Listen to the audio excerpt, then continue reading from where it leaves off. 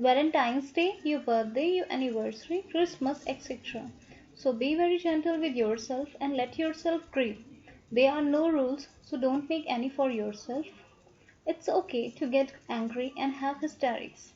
When someone dies, you can't pretend it doesn't hurt. You want to give your feelings an outlet? Let yourself cry. Look into the mirror and scream. It isn't fair or whatever.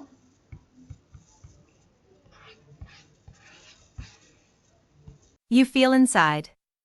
Again, let it out, otherwise, you will create problems for your body. You have to take care of yourself the best you can, and I know it's not easy. Those of us who have been working with people with AIDS find that the grieving process becomes ongoing. It is the same as the grieving process in wartime. There are too many onslaughts to the emotional/nervous system to handle.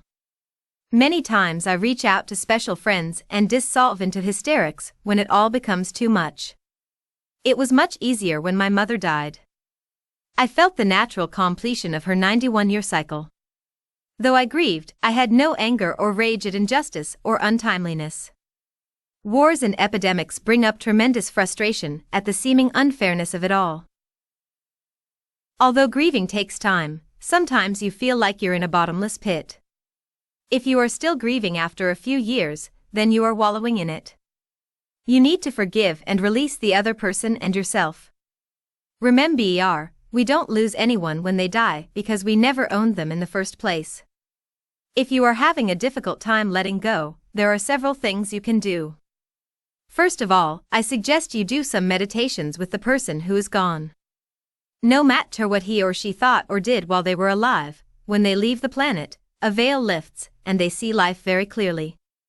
So they no longer have the fears and the beliefs that they had when they were here. If you are grieving. Moving beyond the pain. 85. A lot, they would probably tell you not to worry because all is well.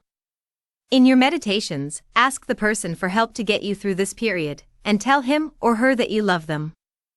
Don't judge yourself for not being with the person, or doing enough for the person while he or she was alive. That's just adding guilt to your grief. Some of you use this time as an excuse for not getting on with your own life. Some of you would like to leave the planet too. Or, for some of you, the death of someone you know and love brings up your own fear of death. Use this time to do inner work on yourself so you can release some of your own stuff. A lot of sadness comes to the surface upon the death of a loved one. Let yourself feel the sadness. You need to get to a point where you feel safe enough to let the old pains come up. If you would allow yourself 2 or 3 days of crying, much of the sadness and guilt would disappear. If you need to, find a therapist or a group to help you feel safe enough so that you can release the emotions. Another suggestion is to say affirmations like, /love you and I set you free. You are free and I am free. One woman at one of my workshops was having a very difficult time letting go of the anger she felt towards an aunt who was very ill. She was terrified that her aunt would pass away, and she would not be able to communicate how she really felt about the past. She didn't want 86. The power is within you to speak with the aunt because she felt all choked up inside. I suggested to her that she work with a therapist, for one-on-one work can be so helpful.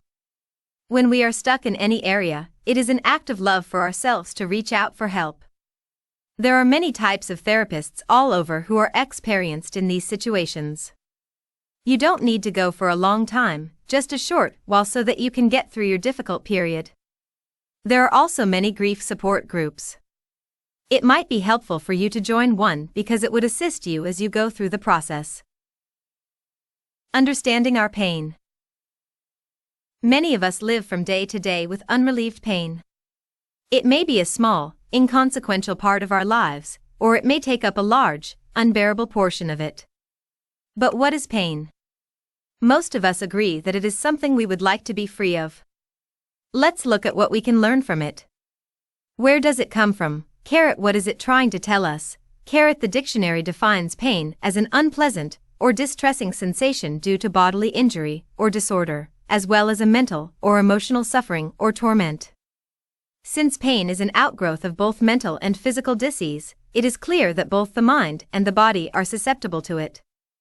I recently witnessed a wonderful example to illustrate this point as I watched two little girls playing in a park. The first child raised her hand to playfully slap her friend on the arm. Before she was able to Kanya, the other little. Moving beyond the pain. 87. Girl said, "Ow." The first little girl looked at her and said, "Why did you say ow? I haven't even touched you yet." To which her friend quickly replied, "Well, I knew it was gonna hurt." In this instance, the mental pain presumed the expected physical pain. Pain comes to us in many forms. A scratch. A bump. A bruise. Disease. Uneasy sleep. A threat. A knotty feeling in your stomach. A numbing sensation in your arm or leg. Sometimes it hurts a lot, sometimes only a little, but we know it's there. In most cases, it is trying to tell us something. At times, the message is obvious. A sour stomach experienced during the work week, but not on the weekend, may indicate a need for a job change. And many of us know the significance of the pain that occurs after a night of excessive drinking. Whatever the message, we must remember that the human body is a wonderfully constructed piece of machinery. It tells us if there are problems, but only if we are willing to listen. Unfortunately, many of us do not take or make the time to listen. Pain is actually one of the body's last resort messages to tell us that something is wrong in our lives. We're really off track somewhere. The body is always aspiring for optimum health no matter what we do to it. However, if we abuse our bodies tremendously, we contribute to the conditions of our disease. When we first feel pain, what do? We usually 88. The power is within you. Run to the medicine cabinet, or to the drugstore, and we take a pill. In a fee, we say to the body, "Shut up, I don't want to hear you." The body will quiet down for a little bit, then the whisperings return, this time a little louder. Maybe we go to the doctor for an injection, or a prescription, or we do something else. At some point, we have to pay attention to what is going on because we may have a full-blown disease of some sort. Even at that point, some people still want to play victim and still don't listen. Others awaken to what's going on and are willing to make changes. It's okay. We all learn in different ways. The answers may be as simple as getting a good night's sleep, or not going out 7 nights a week, or not push yourself at work. Allow yourself to listen to your body because it does want to get well. Your body wants to be healthy, and you can cooperate with it. When I first feel pain or discomfort, I quiet myself. I trust that my higher power will let me know what needs to be changed in my life, so I can be free from this disease. In these quiet times, I visualize the most perfect natural setting with my favorite flowers growing in abundance all around me. I can feel and smell the sweet, warm air as it blows gently across my face. I concentrate on relaxing every muscle in my body. When I feel that I have reached a state of complete relaxation, I simply ask my inner wisdom, how am I contributing to this problem? What is it that I need to? Moving beyond the pain. 89. No. What areas of my life are in need of change? Then I let the answers pour over me. The answers may not come at that moment, but I know that they will be revealed to me soon. I know that whatever changes are needed are the right ones for me, and that I will be completely safe no matter what unfolds before me. Sometimes you wonder how you can accomplish such changes. How will I live? What about the children? How will I pay my bills? Again, trust your higher power to show you the means to live a plentiful, pain-free life. I also suggest that you make changes one step at a time. Lao Tse said, "The journey of 1,000 miles begins with one step." One small step added to another can create significant, major advancements. Once you go about making your changes, please remember that pain does not necessarily disappear overnight, and yet it may. It has taken time for pain to surface, therefore, it may take some time to recognize it is no longer needed. Be gentle to your self. Don't gauge your progress by someone else's. You are unique and have your own way of handling your life. Put your trust in your higher self in order to free yourself of all physical and emotional pain. Forgiveness is the key to freedom. I often ask clients, would you rather be right, or would you rather be happy? We all have opinions on who was right and who was wrong according to our own perceptions, and we can all find ways to justify our FHNGS. We want to punish others for what they did to us, however. 90. The power is within you. We are the ones running the story over and over in our own minds. It is FUHSH for us to punish ourselves in the present, because someone hurt us in the past. To release the past, we want to be willing to forgive, even if we don't know how. Forgiveness means giving up our hurtful feelings and just letting the whole thing go. A state of non-forgiveness actually destroys something within ourselves. No matter what avenue of spirituality you follow, you will usually find that forgiveness is an enormous issue at any time, but most particularly when there is an illness. When we are ill, we really need to look around and see who it is we need to forgive. And usually the very person who we think we will never forgive is the one we need to forgive the most. Not forgiving someone else doesn't harm the person in the slightest, but it plays havoc with us. The issues aren't theirs, the issues are ours. The grudges and hurts you feel have to do with forgive yourself, not someone else. Affirm that you are totally willing to forgive everyone. I am willing to free myself from the past. I am willing to forgive all those who may ever have harmed me, and I forgive myself for having harmed others. If you think of anyone who may have harmed you in any way at any point in your life, bless that person with love and release him or her, then dismiss the thought. I wouldn't be where I am today if I hadn't forgiven the.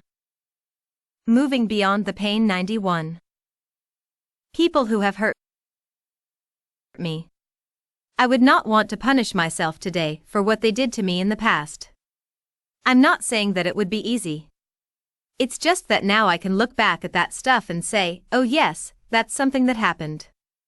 However, I don't live there anymore. It is not the same thing as condoning their behavior. If you feel ripped off by another, know that nobody can take anything from you that is rightfully yours. If it belongs to you, it will return to you at the right time. If something doesn't come back to you, it wasn't meant to. You need to accept it and go on with your life. To become free, you need to get out of your self-righteous resentment and off your pity pot. I love this expression, which originated with Alcoholics Anonymous, because it is such a wonderful, accurate description. When you are sitting on your pity pot, you are this helpless person who has no power at all. In order to have power, you have to stand on your own 2 feet and take responsibility. Take a moment and close your eyes and imagine a beautiful stream of water in front of you. Take the old painful experience, the hurt and the unforgiveness, and put the whole incident in the stream. See it begin to dissolve and drift downstream until it totally dissipates and disappears. Do this as often as you can. This is a time for compassion and healing. Go within and connect with that part of yourself that knows how. 92. The power is within you to heal. You are incredibly capable. Be willing to go to new levels to find capabilities of which you were not aware, not to just cure disease, but to truly heal yourself on all possible levels. To make yourself whole in the deepest sense of the word. To accept every part of yourself and every experience you have ever had, and to know that it is all part of the tapestry of your life this time around. I love Eminiverse's book. There is a passage in it which has a good message. The question to Emmanuel is, how do we experience painful circumstances without becoming embittered by them? And Emmanuel's reply is, by seeing them as lessons and not as retribution. Trust life, my friends. However far afield life seems to take you, this trip is necessary. You have come to traverse a wide terrain of experience in order to ver Ife, where truth lies, and where your distortion is in that terrain. You will then be able to return to your home center, your soul self, refreshed and wiser.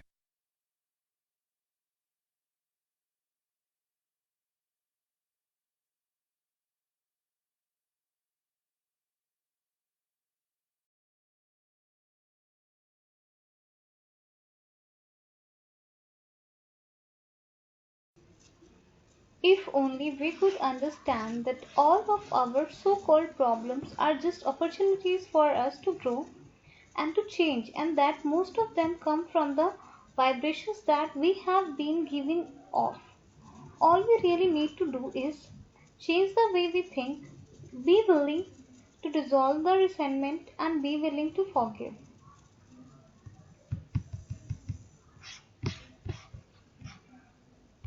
Loving yourself. Can you remember the last time you were in love? Your heart went ah. It was such a wonderful feeling. It's the same thing with loving yourself, except that you will never leave. Once you have your love for yourselfie, it's with you for the rest of your life, so you want to make it the best relationship you can have. Chapter 8. How to love yourself. When you forgive and let go, not only does a huge weight drop off your shoulders, but the doorway to your own self-love opens. For many of you who have been working on loving yourselves, and for those of you who are just beginning, I am going to explore some ways to help you learn how to love yourselves. I call it my 10 steps, and I have sent thousands of people this list over the years. Loving yourself is a wonderful adventure. It's like learn ing to fly. Imagine if we all had the power to fly at will. How exciting it would be. Let's begin to love ourselves now. Many of us seem to suffer from a lack of self-esteem at one level or another.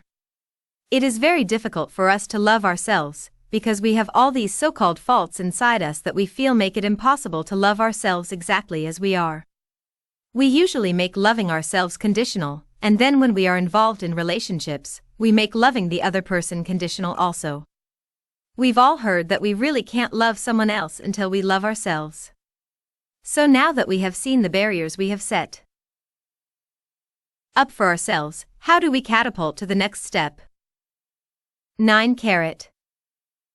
96 The power is within you. 10 ways to love yourself. 1. Probably the most important key is to stop criticizing yourself. I talked about criticism in Chapter 5. If we tell ourselves that we are okay, no matter what is going on, we can make changes in our lives easily. It is when we make ourselves bad that we have great difficulty. We all change, everyone. Every day is a new day, and we do things a little differently than we did the day before. Our ability to adapt and flow with the process of life is our power. Those who have come from dysfunctional homes often have become super responsible, and have gotten in the habit of judging themselves unmercifully. They have grown up amidst tension and anxiety. The message they get as children of dysfunctional homes is, there must be something wrong with me. Think for a moment about the words you use when scolding yourself. Some of the phrases people tell me are, stupid, bad boy, bad girl, useless, careless, dumb, ugly, worthless, sloppy, dirty, etc. etc. Are these the same words you use now when describing yourself? There is a tremendous need to build self-worth and value in ourselves, because when we feel not good enough, why we find ways to keep ourselves miserable. We create illness or pain in our bodies, we procrastinate about things that would benefit us, we mistreat our bodies with food, alcohol, and drugs. We are all insecure in some ways because we are human. Let us learn not to pretend that we are perfect. Having to be perfect only puts immense pressure on ourselves. How to love yourself 97. And it prevents us from looking at areas of our lives that need healing. Instead, it could discover our creative distinctions, our individualities, and appreciate ourselves for the qualities that set us apart from others. Each one of us has a unique role to play on this earth, and W caret hen we are critical of ourselves, we obscure it. 2. We must also stop scaring ourselves. Many of us terrorize ourselves v happy face with frightful thoughts, and make situations worse than they are. We take a small problem, and make it into a big monster. It's a terrible way to live, always expecting the worst out of life. How many of you go to bed at night creating the worst possible scenario of a problem?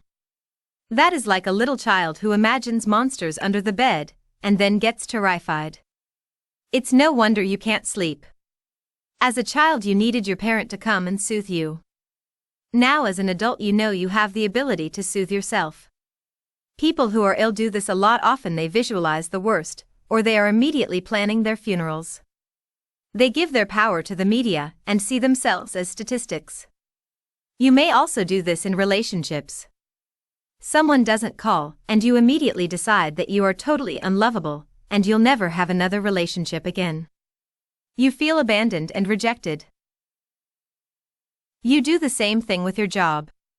Someone makes a remark at work, and you begin to think you're going to be fired. You build these paralyzing thoughts in your mind. Remember, these frightening thoughts are negative affirmations. 98. The power is within you. If you find yourself habitually reviewing a negative thought or situation in your mind, find an image of something you really would like to replace it with. It could be a beautiful view, or a sunset, flowers, a sport, or anything you love. Use that image as your switch to image every time you find that you are scaring yourself. Say to yourself, no, I'm not going to think about that anymore. I'm going to think about sunsets, or roses, or Paris, or yachts, or waterfalls, whatever your image is. If you keep doing this, you will eventually break the habit. Again, it takes practice.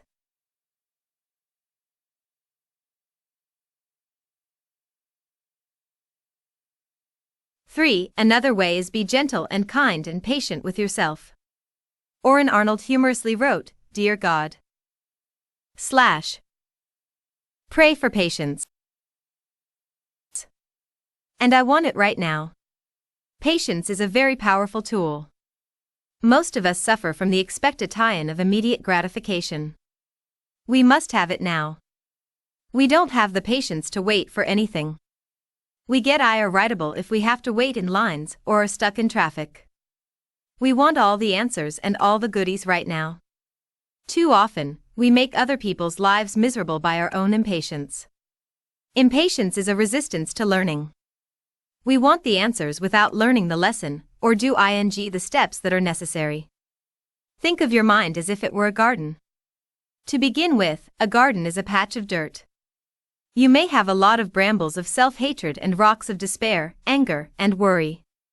An old tree, called fear, needs pruning. Once you get some of these things out of the way, and the soil is in good shape, you add some seeds or little plants of joy and prosperity. The sun shines down on it, and you water it, and give it nutrients and loving attention. How to love yourself. 99. At first, not much seems to be happening. But you don't stop, you keep taking care of your garden. If you are patient, the garden will grow and blossom. The same with your mind, you select the thoughts that will be nurtured, and with patience they grow, and contribute to creating the garden of experiences you want. All make mistakes. It's okay to make mistakes while you are learning. As I said, so many of you are cursed with perfectionism. You won't give yourselves a chance to really learn anything new, because if you don't do it perfectly in the first 3 minutes, you assume you are not good enough. Anything you are going to learn takes time. When you first begin doing something, it usually doesn't feel right. To show you what I mean, take a moment right now and clasp your hands together. There is no right or wrong way to do this. Clasp your hands and notice which thumb is on top. Now open your hands and then clasp your hands again with the other thumb on top. It probably feels strange, odd, maybe even wrong. Clasp them again the first way, then the second, and the first again, and the second way and hold it. How does it feel? Not so odd. Not so bad. You're getting used to it. Maybe you can even learn to do it both ways. It's the same when we are doing something a new way. It may feel different, and we immediately judge it. Yet, with a little bit of practice, it can become normal and natural. We're not going to love ourselves totally in one day, but we can love ourselves a little bit more every day. 100. The power is within you. Each day, we give ourselves a little bit more love, and in 2 or 3 months, we will have come so much further in loving ourselves. So mistakes are your stepping stones. They are valuably because they are your teachers. Don't punish yourself for making a mistake. If you are willing to learn and grow from the mistake, then it serves as a step toward fulfillment in your life. Some of us have been working on ourselves for a very long time and wonder why we still have issues that come up for us. We need to keep reinforcing what we know, not resisting by throwing our hands up in the air and say what's the use? As we learn new ways, we need to be gentle and kind to ourselves. Remember the garden above. When the negative weeds grow, pluck them out as quickly as you can. 4. We must learn to be kind to our minds. Let's not hate ourselves for having negative thoughts. We can think of our thoughts as building us up rather than beating us up. We don't have to blame ourselves for negative experiences. We can learn from these experiences. Being kind to ourselves means we stop all blame, all guilt, all punishment, and all pain. Relaxation can help us as well. Relaxation is absolutely essential for tapping into the power within, because if you are tense and frightened, you shut off your energy. It only takes a few minutes a day to allow the body and the mind to let go and relax. At any moment you can take a few deep breaths, close your eyes, and release whatever tension you're carrying. As you exhale, become centered and How to love yourself 101. Say to yourself silently, I love you. All is well. You will notice how much calmer you feel. You are building MES sages that say you don't have to go through life tense and frightened all the time. Meditate on a daily basis. I also recommend quieting your mind and listening to your own inner wisdom. Our society has made meditation into something mysterious and difficult to achieve, and yet meditation is one of the oldest and simplest processes there is. All we need to do is get into a relaxed state and repeat silently to ourselves words like love or peace or anything meaningful to us. OM is an ancient sound that I use at my workshops, and it seems to work very well. We could even repeat, I love myself, or I forgive myself, or I am forgiven. Then listen for a while. Some people think that if they meditate, they have to stop their minds from thinking. We really can't stop the mind, but we can slow down our thoughts and let them flow through. Some people sit with a pad and pencil and write down their negative thoughts because they seem to dissipate more easily. If we can get to a state where we are watching our thoughts float by, there's a fear thought and some anger, now there is a love thought. And now a disaster, there's an abandonment thought, a joy thought, and don't give them importance, we begin to use our tremendous power wisely. You can begin meditation anywhere and allow it to become a habit. Think of meditation as focusing on your 102. The power is within you. Higher power. You become connected with yourself and your inner wisdom. You can do it in whatever form you seek. Some people go into a kind of meditation while they are jogging or walking. Again, don't make yourself wrong for doing it differently. I love to get on my knees in the garden and dig in the dirt. It's a great meditation for me. Visualize optimistic outcomes. Visualization is also very important, and there are many techniques you can use. Dr. Carl Simonton, in his book, Getting Well Again, recommends a lot of visualization techniques for people with cancer, and they often yield excellent results. With visualization, you create a clear, positive image that enhances your affirmation. Many of you have written to me about the kinds of visualizations you do along with your affirmations. The important thing to remember about visualizations is that they must be compatible with the kind of person you are. Otherwise, your visualizations will not work. For instance, a woman with cancer pictured the good killer cells in her body attacking the cancer and killing it. At the end of the visualization, she doubted whether she had done it correctly and didn't feel that it was working for her. So I asked her, "Are you a killer person?" I personally don't feel good about creating a war in my body. I suggested that she change her visualization to one that was a little more gentle. I think it's better to use images like the sun melting the sick cells, or a magician transforming them with his magic wand. When I had my How to Love Yourself 103 cancer, I used the visualization of cool, clear water wash the deceased cells out of my body. We need to do visualizations that are not so offensive to us on the subconscious level. Those of us who have family or friends who are sick do them an injustice by continually seeing them sick. Visualize them well. Send them good vibrations. However, remember that getting well is really up to them. There are many good audio tapes with guided visualizer tie-ins and meditations that you can give them to help them through this process if they are open. If not, just send them love. Everyone can visualize. Describing your home, having a sexual fantasy, imagining what you would do to a person who hurt you are all visualizations. It is amazing what the mind can do. 5. The next step is to praise yourself. Criticism breaks down the inner spirit, and praise builds it up. Acknowledge your power, your God self. We are all express signs of the infinite intelligence. When you berate yourself, you belittle the power that created you. Begin with little things. Tell yourself that you are wonderful. If you do it once and then stop, it doesn't work. Keep at it, even if it's 1 minute at a time. Believe me, it does get easier.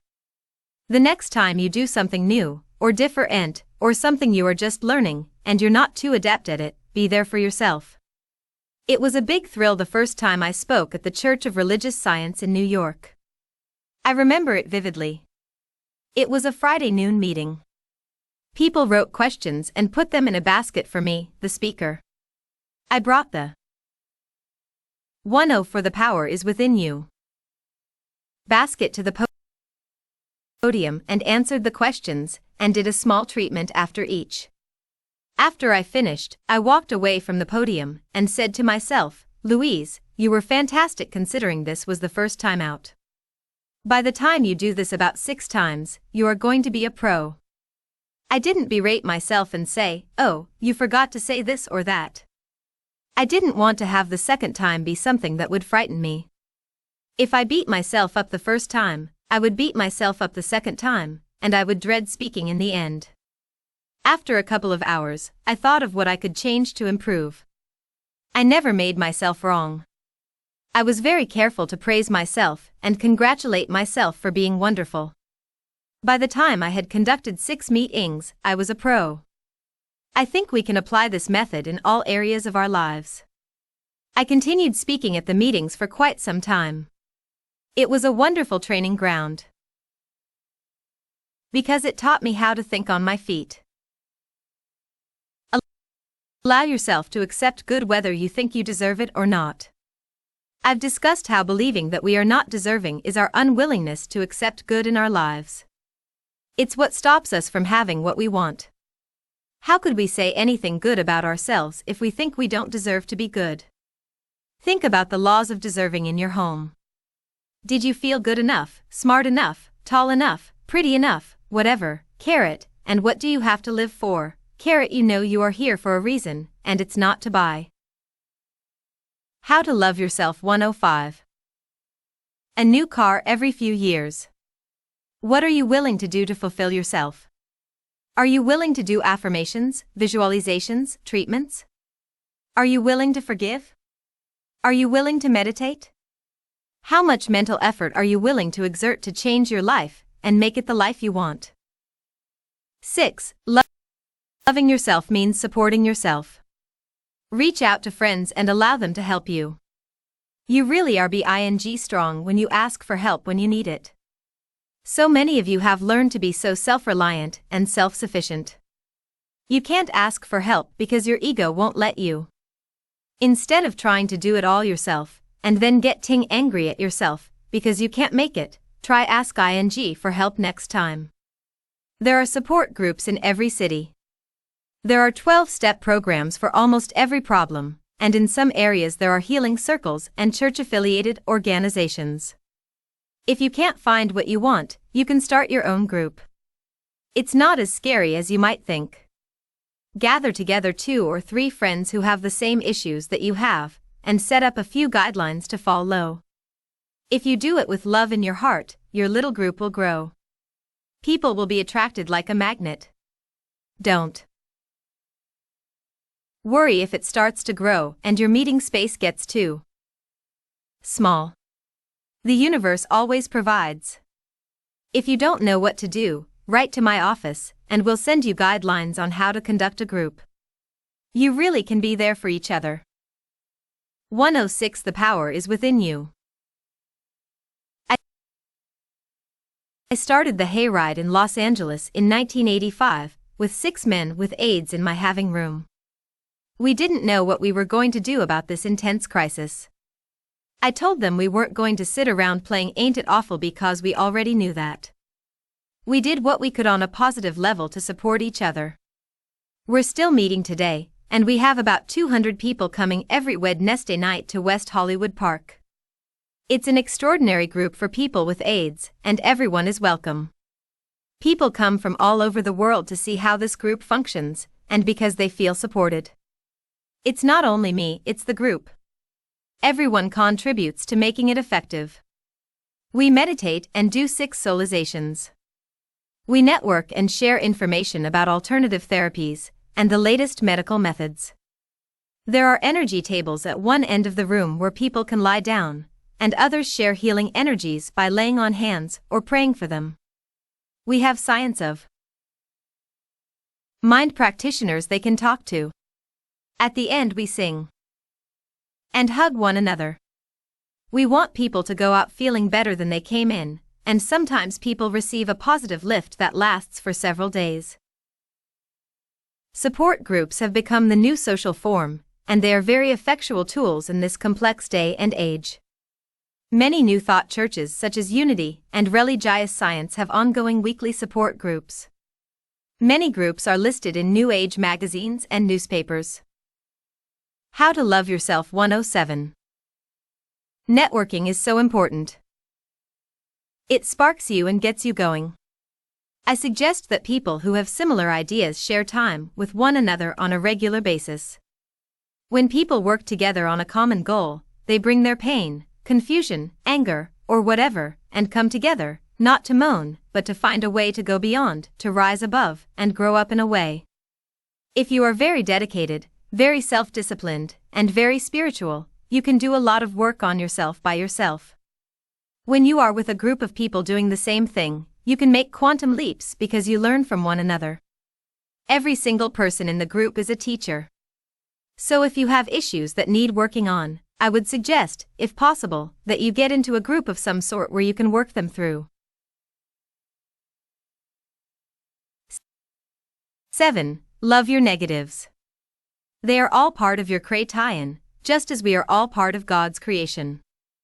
The intelligence that created us doesn't hate us because we make mistakes or get angry at our children. This intelligence knows that we are doing the best we can and loves all of its creation, as we can love ours. You and I have all made negative choices, and if we keep punishing ourselves for them, it becomes a habit pattern, and we'll find it very tiresome to let them go and move on to more positive choices. If you keep repeating, I hate my job. I hate my house. I hate my illness. I hate this relationship. I hate this. I hate that, very little new good can come into your life. No matter what negative situation you are in, it's there for a reason, otherwise you wouldn't have it in your life. Dr. John Harrison, the author of Love Your Disease, says, 108 The power is within you. That patients are never to be condemned for having multiple operations or illnesses. Actually, patients can congratulate themselves for finding a safe way to have their needs met. We have to understand that whatever issue or problem we have, we contributed to creating it in order to handle certain situations. Once we realize this, then we can find a positive way to fulfill our needs.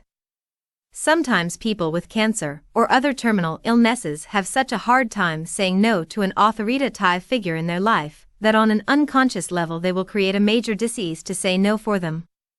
I knew a woman who, when she realized the illness she was creating for herself was just to be able to refuse her father's demands, decided to begin to live for herself for once. She began to say no to him.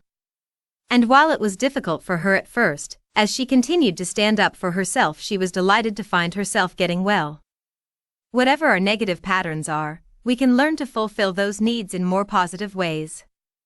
That's why it's so important to ask yourself the question, what is the payoff from this experience? What am I getting that's positive? We don't like to answer that question. How? If we really look within and are honest with ourselves, we will find that answer. Perhaps your answer would be, it's the only time I get loving attention from my spouse. Once realized, you can begin to look for more positive ways to achieve this. Humor is another potent tool. It helps us release and lighten up during stressful experiences. At the hayride, we set time aside for jokes. Sometimes we have a guest speaker called the Laugh Lady. She has a contagious laugh and puts everyone on a laughter cycle. We can't out.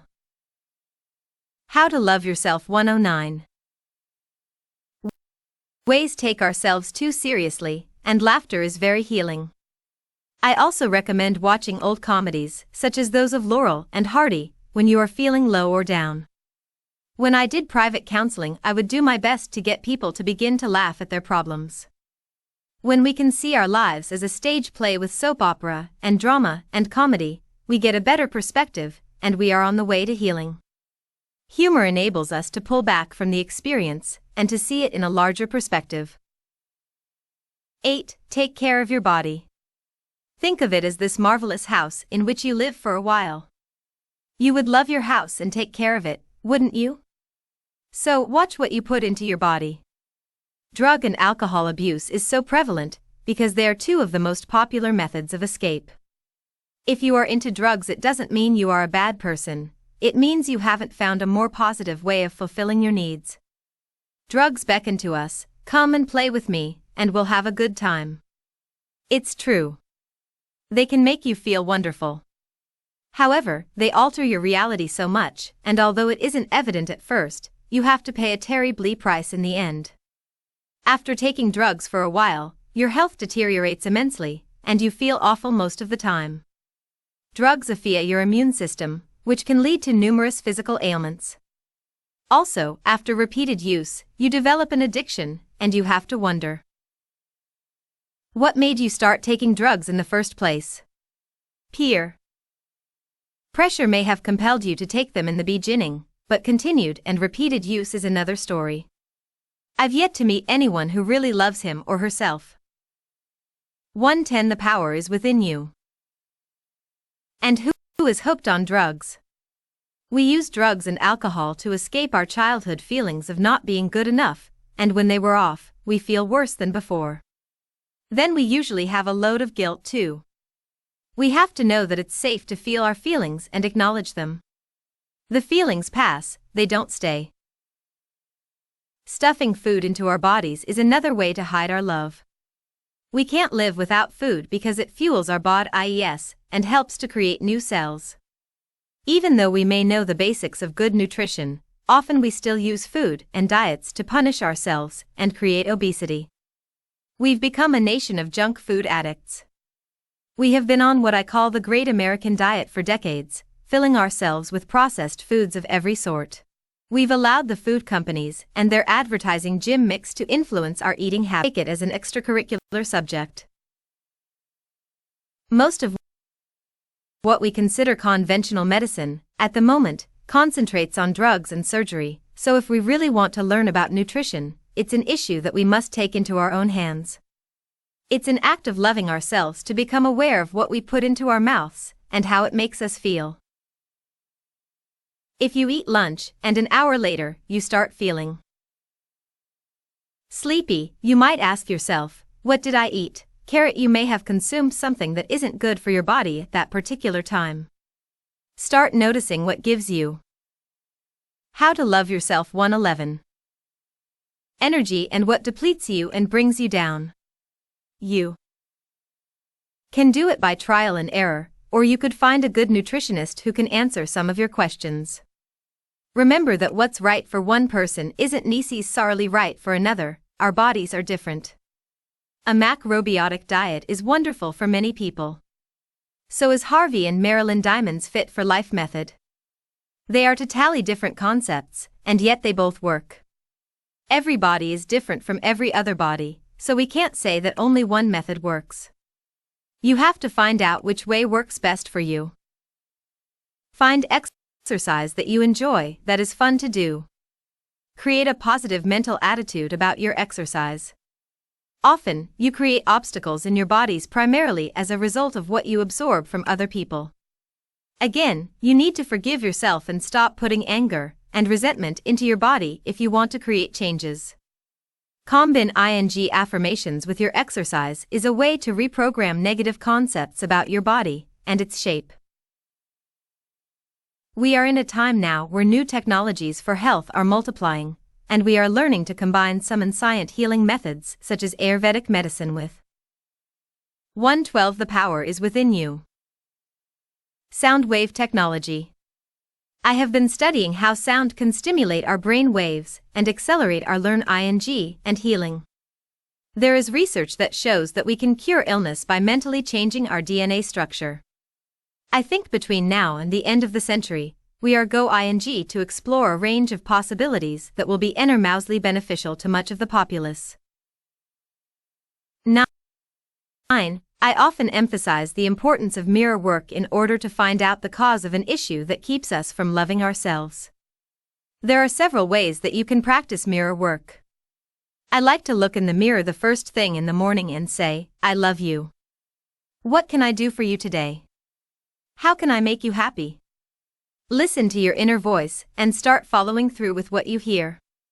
You may not get any messages to begin with because you're so used to scolding yourself, and you don't know how to respond with a kind, loving thought. If something unpleasant happens to you during the day, go to the mirror and say, 7 love you anyway / events come and go, but the love that you have for yourself is constant, and it is the most important quality you possess in your life. If something wonderful happens, go to the mirror and say, thank you. Acknowledge yourself for creating this wonderful experience. You can forgive in the mirror too. Forgive yourself and forgive others. You can talk to other people in the mirror, especially when you are afraid to talk to them in poor. How to love yourself. 113. Son. You can clean up old issues with people, parents, bosses, doctors, children, lovers. You can say all sorts of things that you would be afraid to say otherwise, and remember to end by asking them for their love and approval, because that is what you really want. People who have problems loving themselves are almost always people who are not willing to forgive because not forgiving shuts that particular door. When we forgive and let go, not only does a huge weight drop off our shoulders, but the doorway to our own self-love opens up. People will say, oh, such a load has dropped off. Well, of course it has, because we've been carrying this burden forever. Dr. John Harrison states that forgiveness of both the self and the parents, coupled with the release of past hurts, cures more illness than any antibiotic ever could.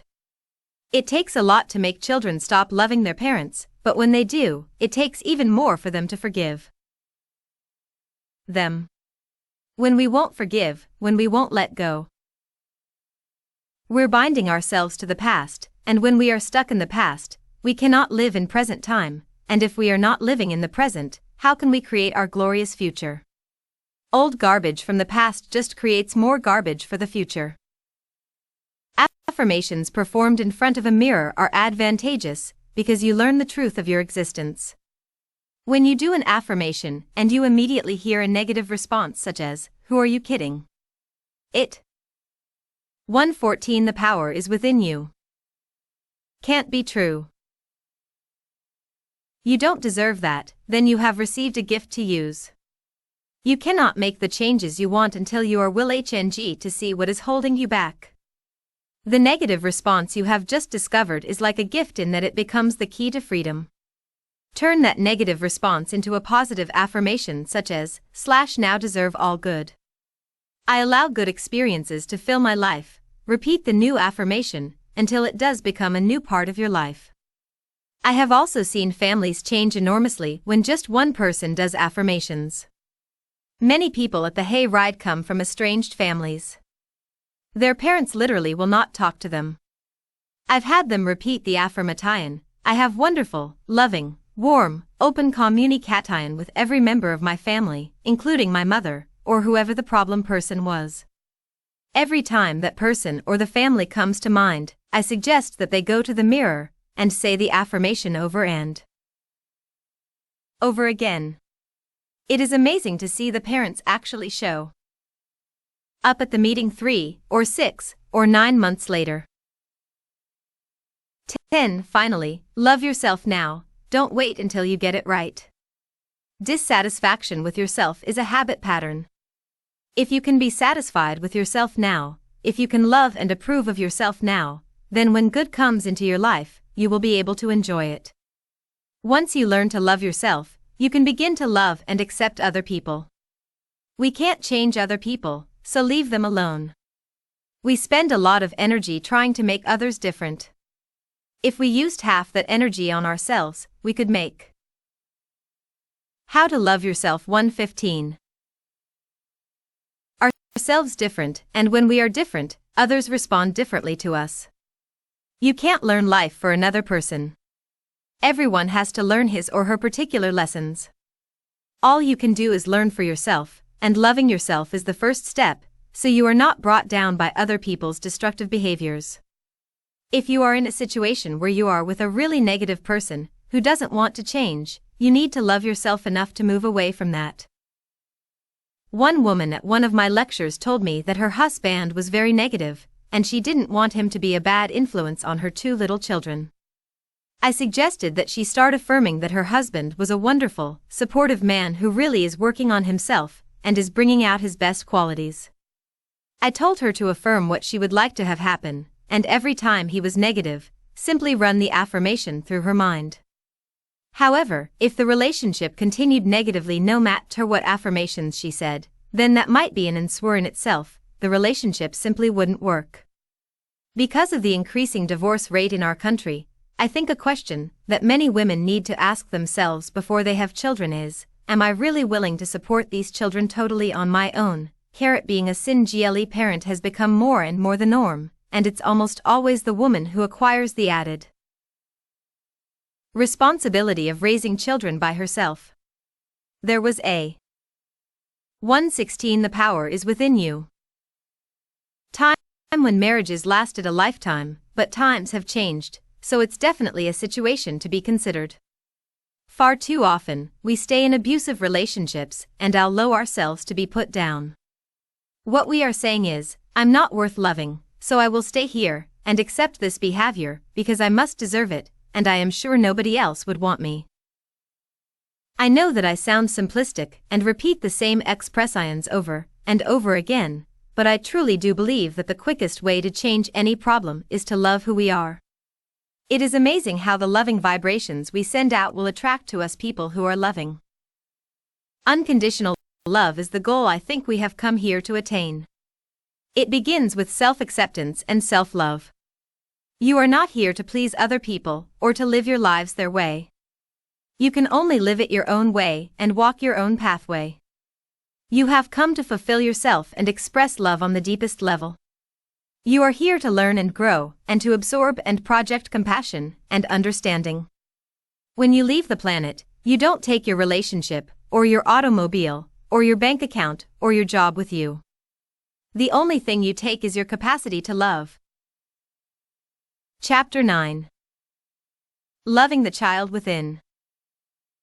If you can't get close to other people, it is because you don't know how to be close to your own inner child. The child in you is scared and hurting. Be there for your child. One of the core issues that we want to begin to explore is healing the forgotten child within. Most of us have ignored our inner child for far too long. It doesn't matter how old you are, there is a little child within you who needs love and acceptance. If you're a woman, no matter how self-reliant you are, you have a little girl who's very tender and needs help, and if you are a man, no matter how macho you are, you still have a little boy inside of you who craves warmth and affection.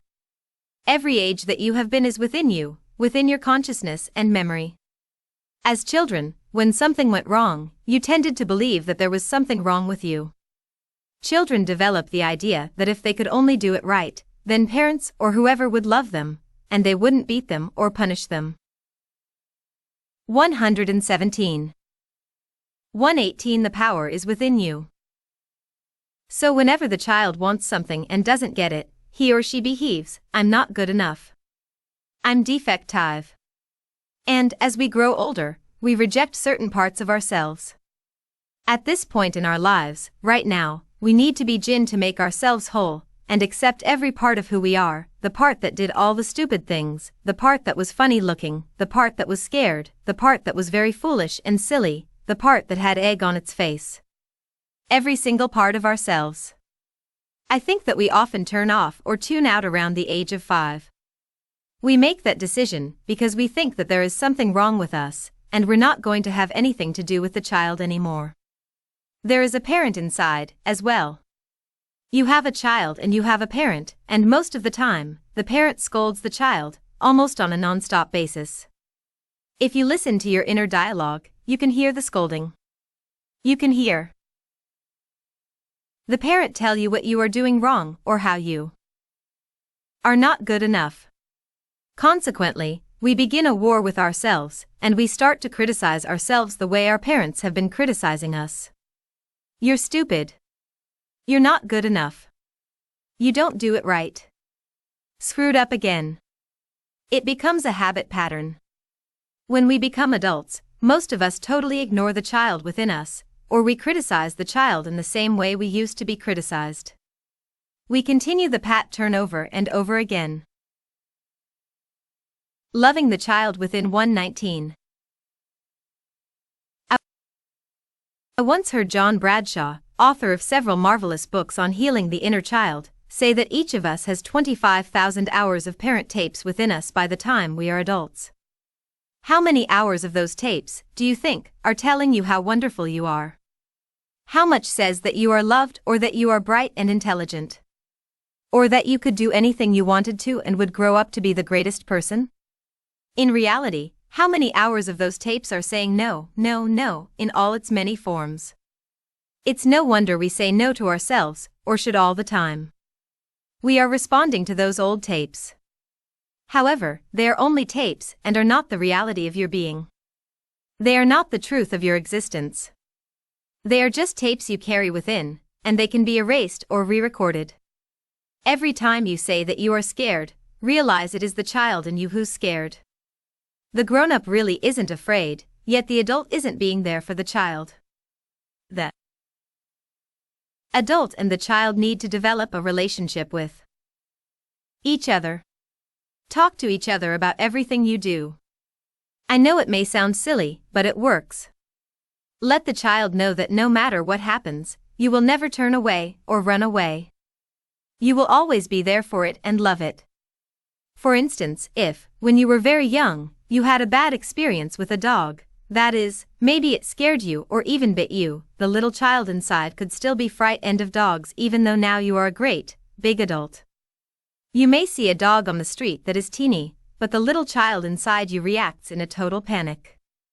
It says, "Dog, I'm going to be hurt." This is a wonderful opportunity for 120. The power is within you. The parent inside of you to say to the child, "It's okay, I'm grown up now. I will take care of you. I won't let the dog hurt you. You don't have to be frightened anymore." Start parenting your own child in this way. Healing the hurts of the past. I have found that working with the inner child is most valuable in helping to heal the hurts of the past. We are not always in touch with the feelings of the frightened little child within us. If your childhood was full of fear and battling, and you now mentally beat yourself up, you are continuing to treat your inner child in much the same way. The child inside, however, has no place to go. You need to go beyond your parents' limitations. You need to connect with the little lost child inside. He or she needs to know that you care. Take a moment now and tell your child that you care. I care. I love you. I really love you. Maybe you've been saying this to the big person, the adult inside you. So start talking to the little child. Visualize that you are taking him or her by the hand and go everywhere together for a few days and see what wonderfully joyous experiences you can have. You need to communicate with that part of yourself. What are the messages you want to hear? Sit down.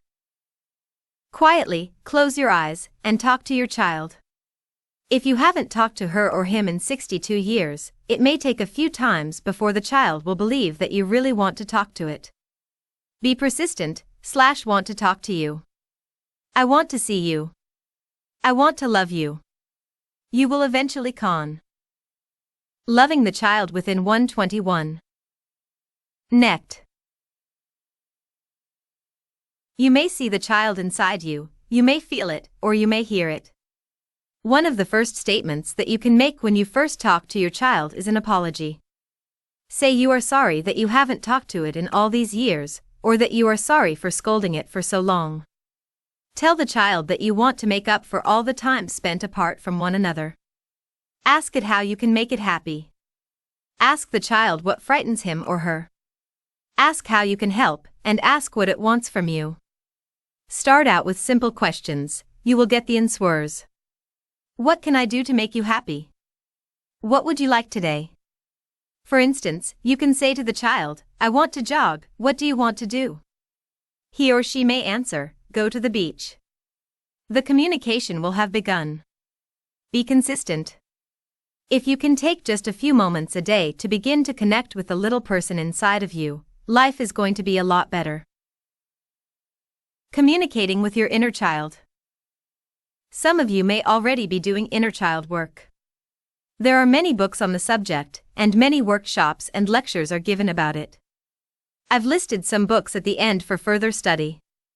Self-Parenting, by John Pollard III, is excellent, and it's filled with wonderful exercises and activities that you can do with your inner child. If you are serious about doing practical work with your inner child, I recommend that you pick up this book. As I said before, there is a lot of help offered in this area. You are not alone and helpless. 122 The power is within you. But you need to reach out and ask.